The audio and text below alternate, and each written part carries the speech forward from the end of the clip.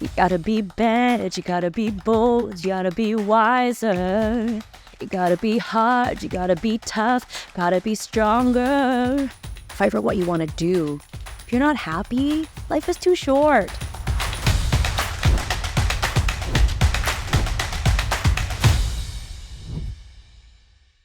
Welcome to another episode of the Canadian Dream Podcast. Today, I am chatting with a professional singer based in Vancouver, British Columbia. Her name is Marie Hui. She was born here in Canada, but she is a daughter of immigrants from Hong Kong. And we're going to talk a lot about her career in singing and other things such as business and marketing and her family and hobbies. I am so excited to be with her here today in person because we met a few months ago when we were filming at a convocation for a client of ours, a university. And she went on the stage to sing the Canadian anthem. And my goodness, what a voice. We're going to ask her to sing for us a little bit later. But let's start now our chat. Hey, Marie. Hi. Thanks for having me. I'm going to have to warm up my voice a little bit if you want me to sing. Yeah, we're going to have a half-hour conversation before Awesome. I ask you. Thanks for having me. Thank you. Marie, the first question I wanted to ask you is, how many times have you performed the Canadian anthem? Oh, I can't even tell you. So many times over these past... Like thousands? Over these past 10 to 12 years, probably thousands of times. And that's not just O Canada, but the bilingual version of O Canada and the Star Spangled Banner, the U.S. American anthem. So many times. So tell me, what do you do if you were to describe yourself, introduce yourself? I'm a singer, like you said. I've been singing professionally, aka being paid to do what I do for over 18 years. And I am also a mother of 2 kids. And there's so much that we could talk about later, but professional singing is what I do. I've just actually also started teaching performance and vocal for voice. Mm-hmm. So that's something that I'm just kind of getting into at the moment as well. Yeah. Mm-hmm. So I was reading a little bit about you, stalking, and I found out that you actually didn't go to school to learn singing or acting. Oh, no. You actually studied business. Yeah. Right? Yeah. I mean, coming from immigrant parents, I think at least Chinese parents, they always want to have, better education and higher education. And it's like, I can't just tell my parents that I'm going to be a singer. Arts really wasn't the main focus in terms of education. So that's probably another reason why I went the route of, less of the arts than more of like the business part of it. And I also enjoyed it.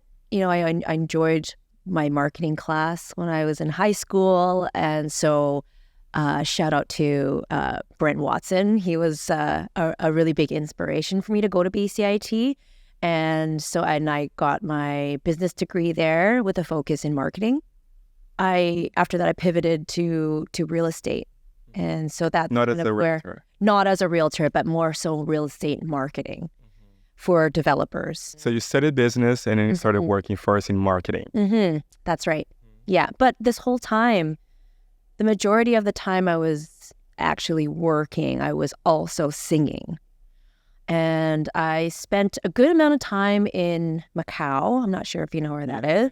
Yeah, the Vegas of China. Yes, the Vegas of China. Yeah. And I spent months and months there at a time on big contracts with a house band of the big, the MGM Grand and the Venetian. And so I cut my... Good question. So I started singing with a local group here. There were 4 girls that fronted the band.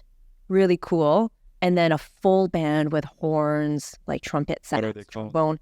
They were called the Soul Sisters, and they're still around now. But that kind of brought me into the whole world of event, like bands, like cover bands. And from there, I met some other people, and then that brought me overseas to Macau, and that's kind of how I cut my teeth in performance. And you were single back then, free to go wherever you wanted? No, Christopher and I were together. We've been together for okay, your husband. Yeah. Wow. Yeah, it's been a long 8 time. years together. Yeah. And did he go to Macau with you? He came a couple times after the contract so he could travel. Yeah. But I mean, I'm kind of living this upside down life in Macau where it's like I'm out till 5 a.m., sleep till noon sort of thing. So it wasn't really that suitable for somebody to come and visit. Yeah. Okay. So you were there at times for how long? A month? 2 months? 3-4 months at a time. And then he would come back. I'll come back. Loaded with cash. Yeah, yeah. We didn't have to pay for anything when we were over there. But yeah, I mean, I cut my teeth on how what to do, what not to do on stage, how to present yourself even when you're not on the stage. Like what, for example? What were the first lessons you learned? Well, number one lesson, when you take a mic off of a mic stand, that mic stand needs to go somewhere else and in front of you. Put it behind you. So that's like the first pro tip for any musician. Yeah, it's a big deal. Just because the microphone stand is, when you take the mic off of it, it's just a prop. It's just a unnecessary prop that is actually distracting the audience from seeing you as a performer. So you take that mic off the stand, you take that mic stand and put it behind you or beside you or somewhere else where it's not blocking you. I know a lot of people, if you're not really a performer or you're trying to become a performer, may feel like that mic stand is kind of like a shield in between the audience and you. It's like you have to have something in front of you between you and the audience to kind of shield yourself, like protect yourself from the audience. But that's kind of like one of the first pro tip. Great. Another one. Another one is, what do you do with your hands when you're singing? Oh, I know what to do. Watching you, I know you do this. Yeah. You caught so many pictures of me doing that, and that's your signature move. Is that, you think? Isn't it? Yeah, I've seen other people singing. They do. Yeah. But you do. It just creates a little bit of drama. Yeah. I feel, and I've coached some singers where it's like, I don't know what to do with my hands. I'm just going to put them in my pocket. It's awful. Yeah, and it's distracting from an audience's perspective. It's like, what do you do with your hands?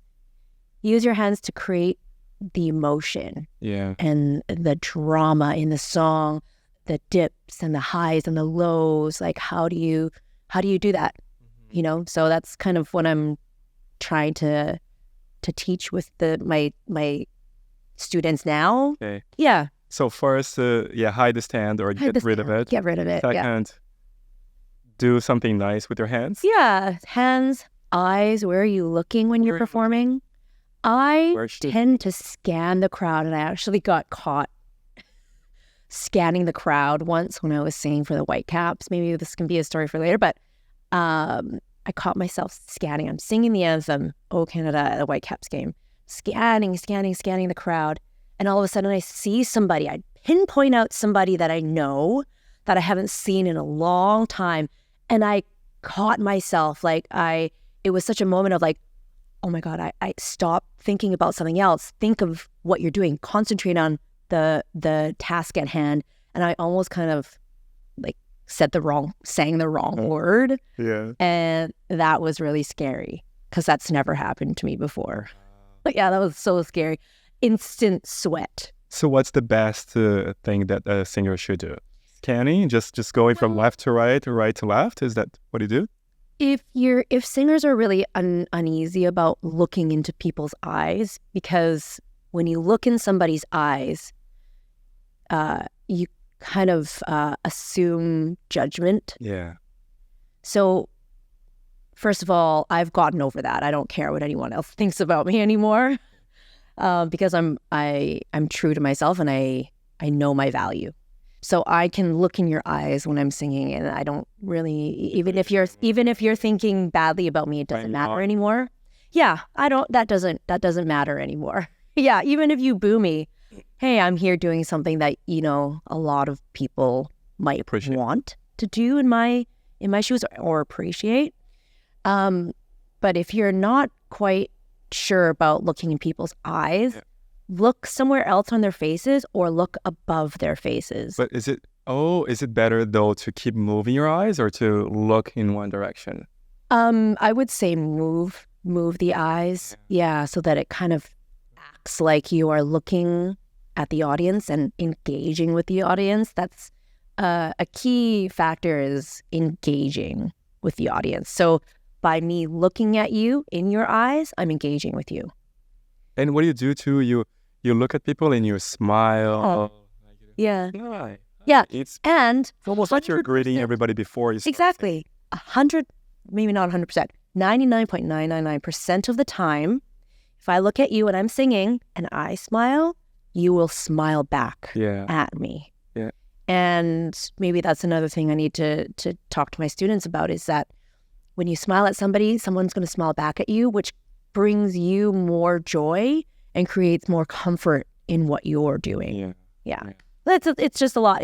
I think that performing is a lot of it is just self-confidence, and it's very psychological. Okay. Yeah. Let's go back to this topic later. And Okay. So we were in Macau. Yeah. During that experience, how long were you traveling back and forth? It was 4 or 5 different contracts at different, locations. We went to we opened the MGM in Macau. We did a couple contracts there, then the Venetian in Macau, a couple contracts there. One of the contracts, we actually were in Asia during New Year's Eve, and we traveled to Thailand to do a New Year's Eve gig. It was a really fun experience. Were you guys a Canadian band? Yes, the majority of us were from Vancouver. So I'm assuming most of them, or if not all other people, were Caucasian. No? Actually, Asian? the Black? Asian, me, another Asian, So very white, half black. So the fact that you were Asian and you could speak Cantonese, I assume, did not help you. Well, everyone speaks Cantonese and Mandarin over in Macau. Yeah. Back when I went, it was actually more so Cantonese. But the culture shock for me was huge. Really? It was enormous. Why? Maybe it's because I don't really look very Chinese. I mean, I get Filipino a lot. I sometimes get half white.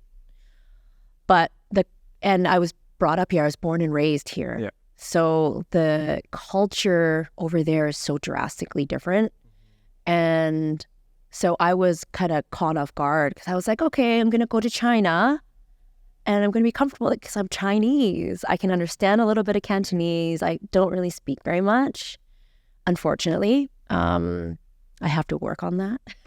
But the culture shock for me was quite large. And, even jumping into a taxi was really tough sometimes. And back then, Google Translator wasn't the way it was now. When was that?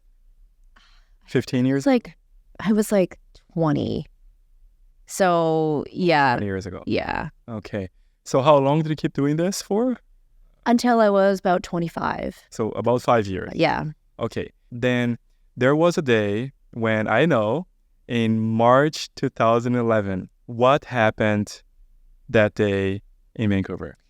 Well, prior to that, I started receiving a bunch of text messages and phone calls like, hey, there's an audition you need to do. You need to put your voice out there for. And it was for this new soccer team called the Vancouver White Caps. Definitely not new in Vancouver. It's just new to be inaugurated into the MLS, which is the big soccer league in North America. Yeah. So get all these calls like, hey, you should audition for this. Why aren't you going to do it? And I'm like, I've never actually auditioned for anything before, ever. That was my very first audition. So the call out was for prospective anthem singers to tape themselves. So it was a self-tape of me singing the American anthem and the Canadian anthem. Send it in.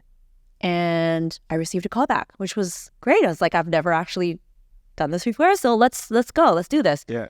So how many people? I think there was about 200 people that submitted they called back about 18. 241. Oh, okay.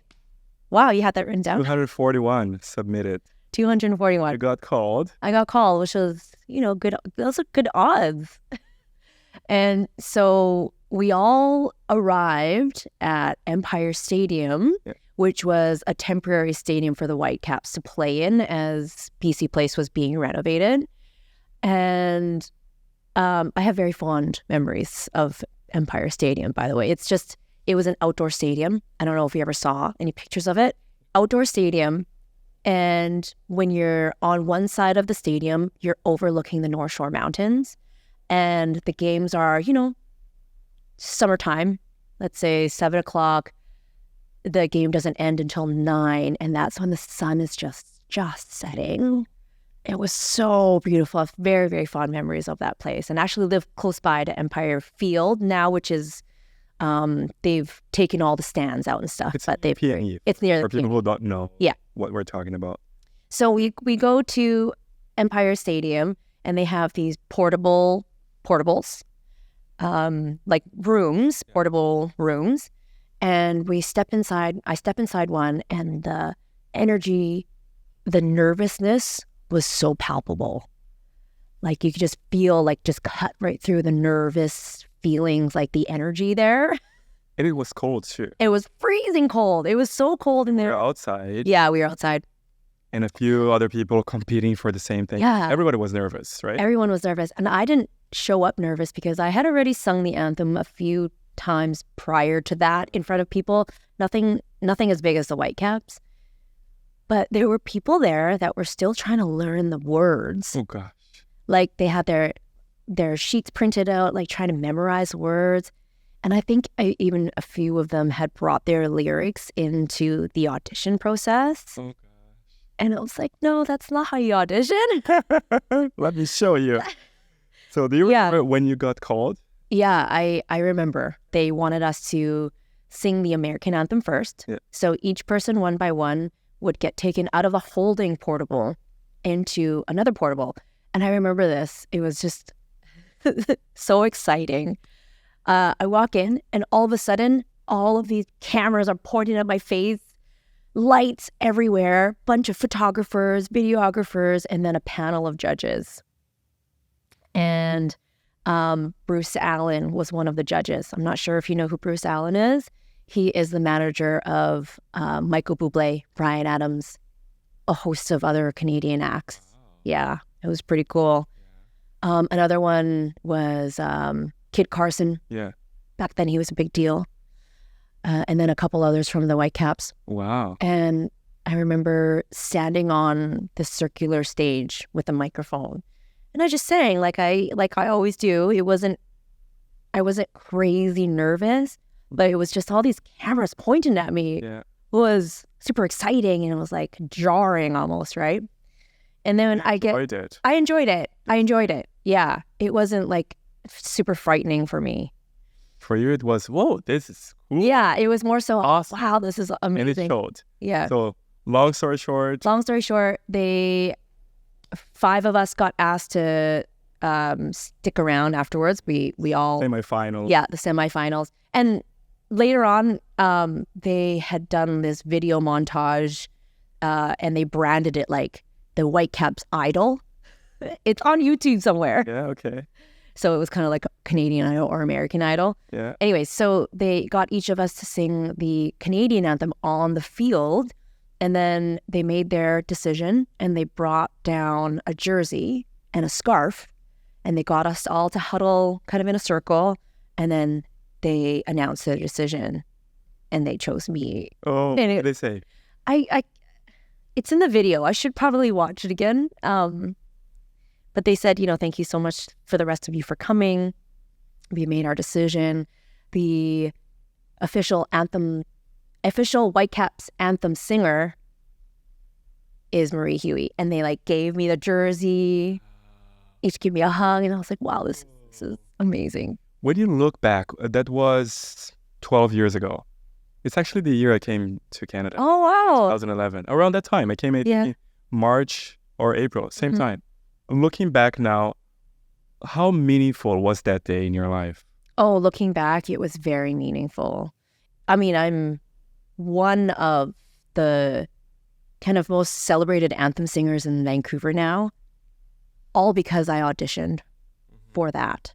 And there's so many other opportunities I've gotten along the way that I'm really thankful and I feel very fortunate about.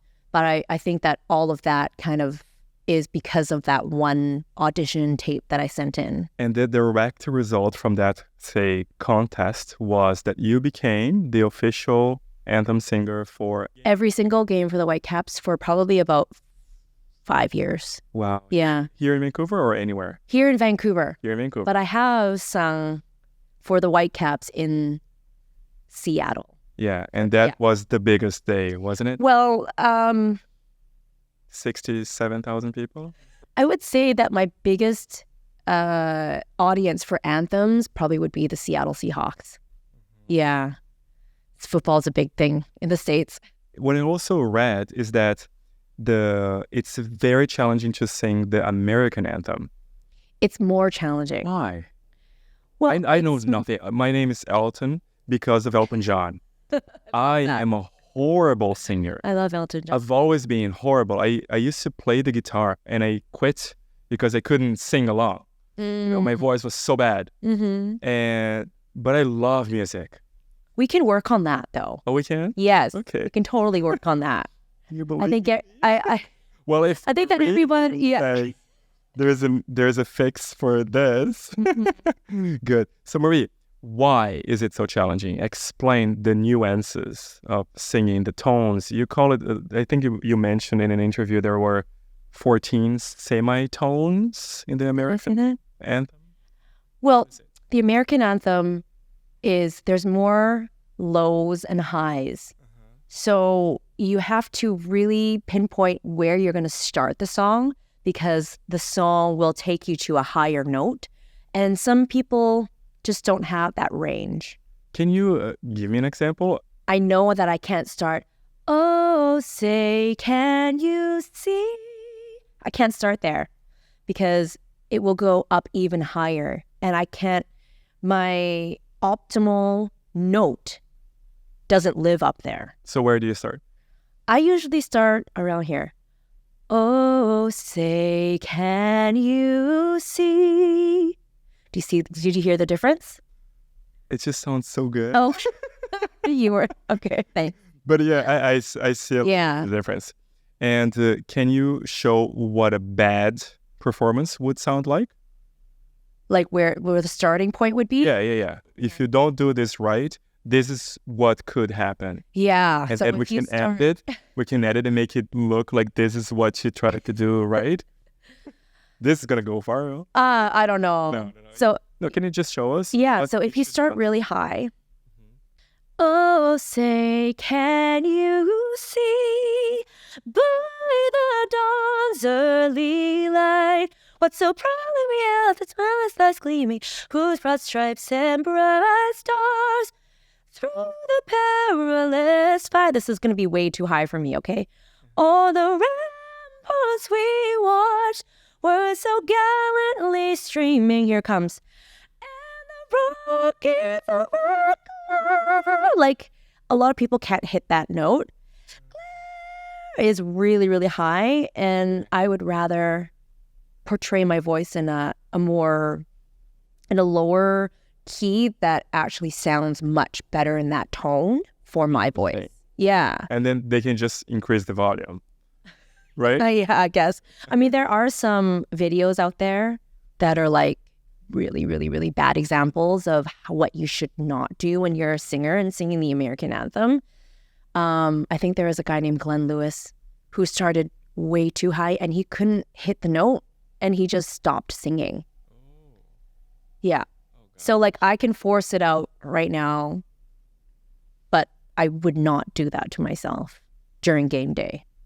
Wow. So cool. I would never think about those things. Yeah. I see, yeah, she knows the lyrics, she doesn't know the lyrics. That's all I would be thinking about. Right, no, but I don't sing the anthems with any sort of instrumentation.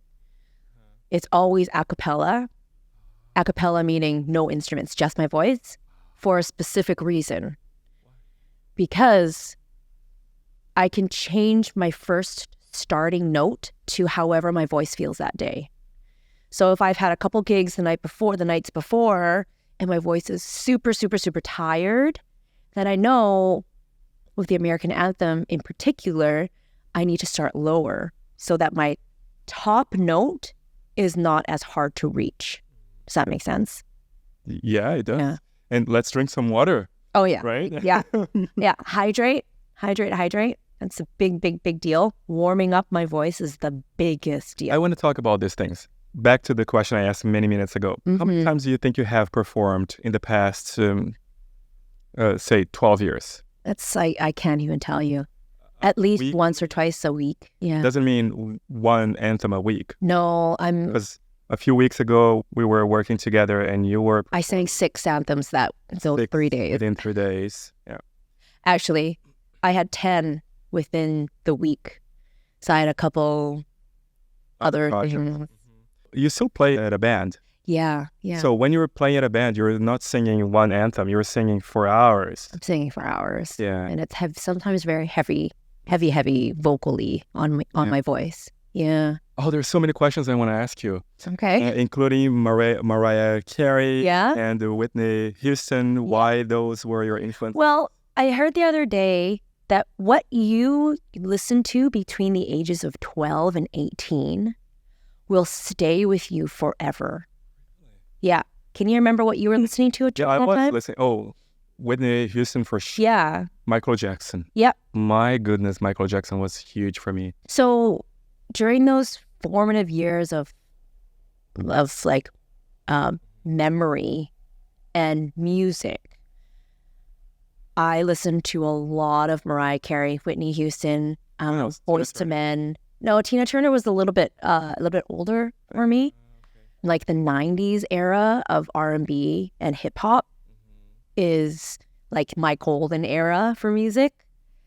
So I actually have a 90s band, 90s R&B and hip hop band.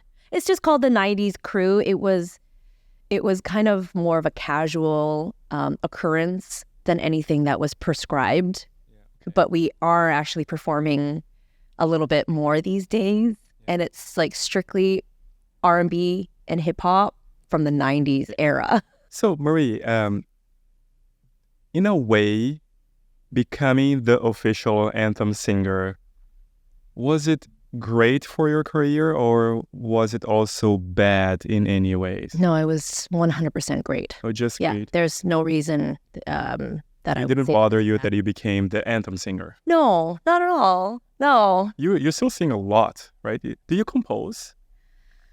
I write a little bit. I have some original music, and I plan on writing more original music and displaying it for the world. That's one of the legacies that I want to leave, is my own creation of music.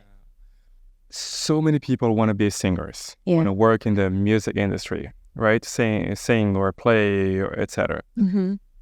There are a few points when they give up because it gets much more difficult from here, and then it gets way more difficult from here. Can you give me an idea of maybe 2 or 3 of those points when you thought, oh, this is where I should be quitting, but I'm not going to quit, and boom, next level? I don't know about where I should be quitting, because music's always been a part of me in my life, and I always knew that I wanted to be a singer, maybe not to this extent. I mean, I went to school for something completely different, right? Yeah. So I knew, and I still know, that if something does happen, I kind of have something to fall back on, which is great, right? Like, that's my education. And maybe I'll use my education a little bit more for what I do in my profession now. But I think if I were to give some advice to up and coming singers or people that just kind of want to be in the industry, making contacts, I think, is number one. Networking is like, in this industry, it's kind of who you know and what kind of lasting impression you made on them. Like there's a bunch of anthem singers in this town.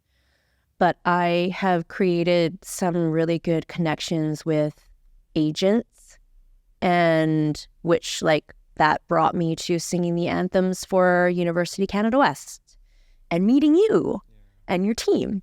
So making contacts, creating those really honest connections, always having some sort of like something to show. So like my Instagram is kind of like my highlight reel, whereas like, okay, I am an anthem singer. I also sing other things. I'm pretty transparent online. I know that I probably have to spend more time and money on other things like promo material, videos, and all that stuff. But that's something that, you know, I can do later on. But yeah, having those really good connections, having something to show for it, being humble, I think is really important because people really see that human side of you and can see right through that. So being humble, I think, is a really great trait to have. And also with making connections, it's like I don't play any instruments on my own. I think you mentioned this, but I didn't go to school for music, so I don't play any instruments. So I have to create those connections with people that I feel most comfortable with that do play instruments to create music for myself, and also to create like a band environment where I can get gigs that way. Singing, just performing, going to open mics, joining a choir, plug for the Chorus Studio, which is the studio that I teach at. They've got 4 different choirs and you can be a part of that. There's choirs all over the city that you can be a part of. Getting out there and actually performing and getting used to it. It's like that. What's that quote? You go pro at 100 or 10,000 hours of doing something, right? So I definitely put my time in 10,000 hours more. And how careful does one have to be with their voice? What do you do before a performance? That's a really good question, actually. Sometimes I question that myself. Like if I have the ability to really take care of my voice, because sometimes my voice is just so overworked. Some days I'll be gigging like 3-4 times a week, sometimes consecutively. And the music that my band plays is like pretty hard on your voice. It's a lot of belting out. It's not, it's a full band, right? So you have to have that energy. Yeah. Sleep is very important. Is it? Yeah. Just sleep heals your body. Hydration. I've started actually sleeping with a humidifier in my face. And does that help? I've been doing that for the last couple of weeks, and I really feel that that's helped the quickness of my recovery. Yeah. Because in today, it's like pretty dry sometimes in our environment. I heard smoking and drinking alcohol are good too, right? Yeah, no smoking. No, you don't smoke. I don't drink either. No. Yeah, I actually don't. I'm allergic to alcohol, so I have that Asian gene that just can't break down the enzymes in alcohol. Oh, so for hydration, is water the best thing, or is there anything else that you should? Definitely water. Yeah. Yeah, I don't really drink much. If I need a little bit of sugar, I just put like a little bit of Coke in something like in a bunch of water. Warm tea. I'm not as picky as some other singers that I know. I know some singers are like, I can't drink milk. I can't drink cream. I mean, I don't drink milk or cream anyways. I drink black coffee. So easy for me to say, but I've never really been the type of person that is like, okay, you can't drink this, you can't eat that, you can't do this, you can't do that. I really feel like it's like in moderation. You just don't drink too much milk. You can have milk, it's just coffee. Basic stuff. Yeah. Rest. Hydration. Warming up. Show us a few exercises. Oh, sure. Okay. So how many exercises do you do? I warm up in my car before the gig. And the warm up is typically a cycle of 4 minutes. So I can do a 4-minute cycle. And then if it's quick, then it's 4 minutes. if someone is driving next to you, they think you're crazy. Probably. Yeah. So what do you do? So it's called a lip trill.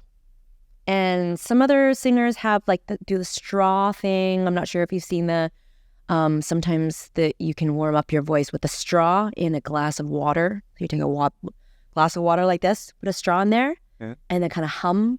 Yeah. That's it though. That's the lip trill that I do every single warm up. But you do it to a pitch. So if I were to choose a pitch, it would just sound like this.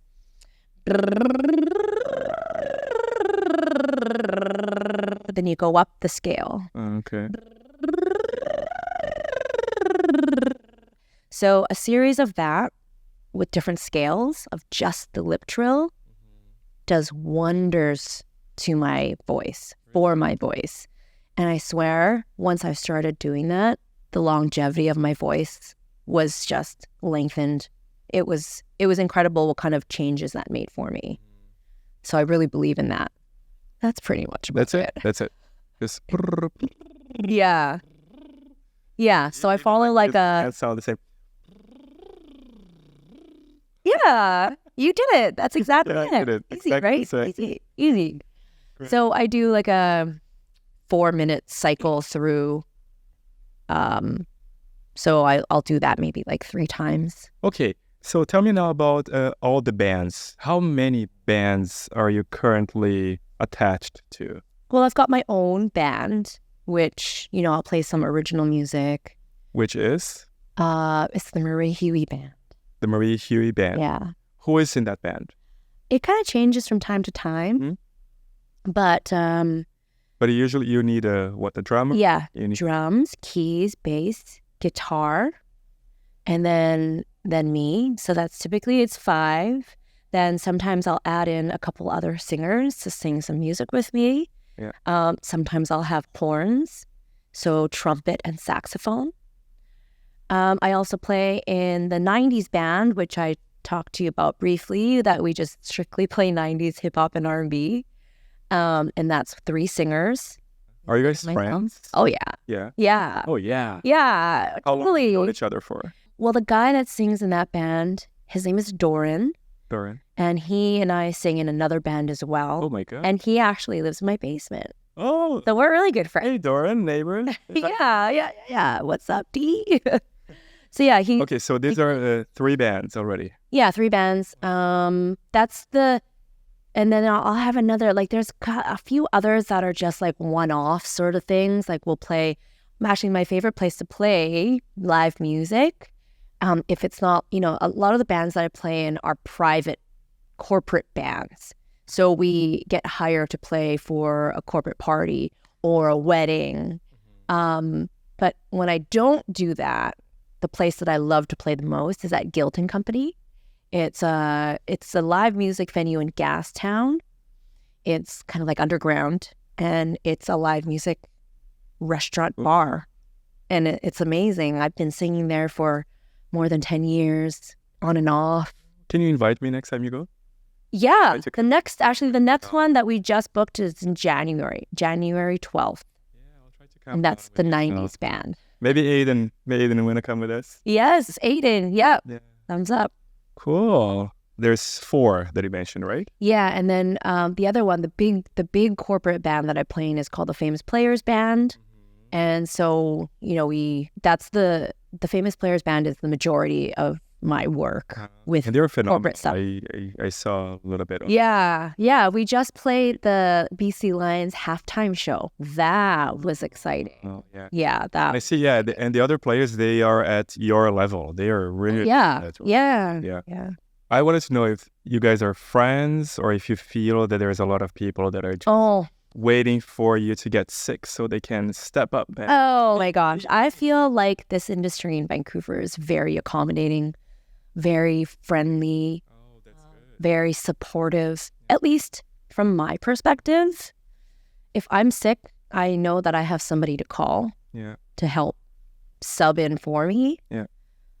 Same thing with others. I've gotten many calls in the past saying, hey, I need you to come and sub in for this band because whoever it is out of town or is sick and can't perform. Of course I'll help you out. And what do you like the most about singing? That's actually a very good question. Personally, I get so much joy out of one, doing it for myself and doing it for the audience and seeing how my talent can change somebody's mood or, create some emotion in them. Yeah. There was the halftime show. Actually, we did the pre-game show before that. So the band was playing in the Terry Fox Plaza, and they had this big it was called the backyard brunch, and there's tents and everyone's milling around before the stadium opened up. And there was this girl that was right in the front, and she was dancing. She's from Brazil. And she said that she heard us from the library, and she was having a really, really crappy week. And she was in the library doing some work. She heard us. She came down to see us, and I sang a song called Higher Love. It was the version of that Whitney Houston does. And something in that song evoked big emotions in her. And I remember at one point, the lyrics kind of go, think about it, there must be higher love down in the heart or hidden in the stars above. Without it, I'm singing this in a completely different key. Life is wasting time. Look inside your heart and I'll look inside mine. So there's a part in the song where it's like, bring me a higher love. And I get everyone to kind of just like use their hands and like make a heart. Uh-huh. Bring me a higher love. Oh. And as I was singing the song, tears are just falling from her face. And she's looking at like it was joyful tears, but also tears of sadness, perhaps. But there was so much emotion going on in her. We kind of like, it felt like we brought that out. And that's the reward that I got that day. Like, oh my God, I made her feel a certain way, and maybe it helped in her really crappy week. Yeah. That we just created this music and it felt really good for her that day. Yeah. So, moments like that is something that I really cherish, that I can, with my voice, I can evoke such emotion in people. But I also do it for myself, and I do it for my kids. Like, I sing for my kids all the time. Really? And my daughter seems to be picking up. Shark. No, never that song. Yeah, Baby Shark. No, like she knows a whole bunch of Mariah Carey songs. No, don't do that one either. We like. Can you sing any Spidey songs or Paw Patrol? No, we actually don't watch Paw Patrol, but we do watch a lot of Peppa Pig. So. Oh yeah, Max is into that now too. Yeah, that and many other shows. Yeah. I try not to keep him for too long in front of TV. Yeah, but there's many great shows on TV for kids. Yeah, Netflix has a ton. Okay, not getting off track here. Okay. Well, actually, I want to know now, what else are you doing and planning on doing in the foreseeable future? I mean, you're going to be singing for a long time or forever. Is there anything else that you do on the side, or are you still working on your marketing career? Yeah, so definitely I went to school for marketing, and that's always been a passion of mine. I worked in real estate marketing, like I said, and I am currently doing some social media marketing for some clients as a contractor. What industry do you work with? What clients do you... Right now, in music. And actually, I also am a founding board member of the Forward Foundation, and I do their social media, help with their social media as well. Yeah, so I can tell you a little bit about Forward Foundation. Yeah. So we are a charity foundation that started from a friend of mine. So he battled cancer for 5 years. He passed away about 5 years ago, actually, now. And his legacy, he wanted his legacy to be much more than just, a good friend of ours. He wanted to create this foundation where he could give back. So it's kind of like Make-A-Wish Foundation, but for young adults that don't have the community of maybe your husband or your wife or your family to help give you money and support you. So, for example, with Chris, his name was Chris Caford. He was kind of in between jobs when he found out that he had terminal cancer. And so he wasn't able to get any insurance money from a company. So he was relying on the government to kind of help him with his expenses. He wasn't able to pay his rent anymore because he wasn't working. So his friends said, hey, come live with us. We're obviously not going to charge you. You don't have any money anyways, but we would love for you to be here with us to spend the last however many years of your life here with your friends.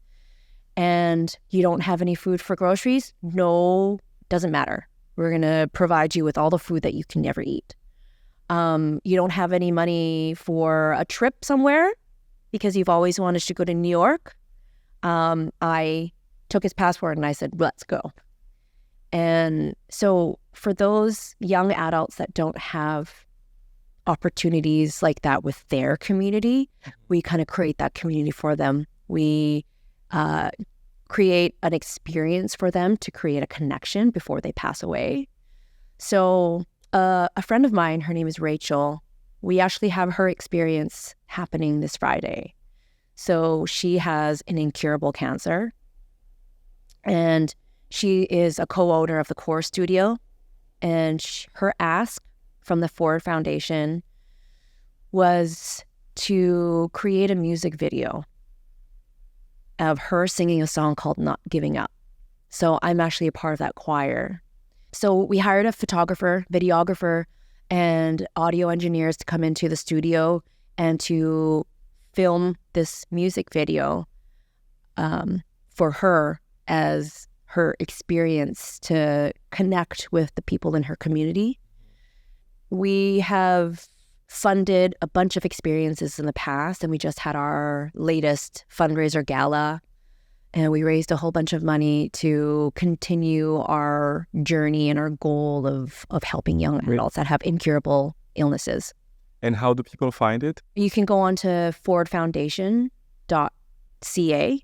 You can also go on to Instagram. It's just the Forward Foundation. Okay. Yeah. We're going to put it in the description. Sure. Thank you. Yeah, that would be great. Yeah. Great. Well, yeah. What else are you up to? Currently, I'm rehabbing my knee.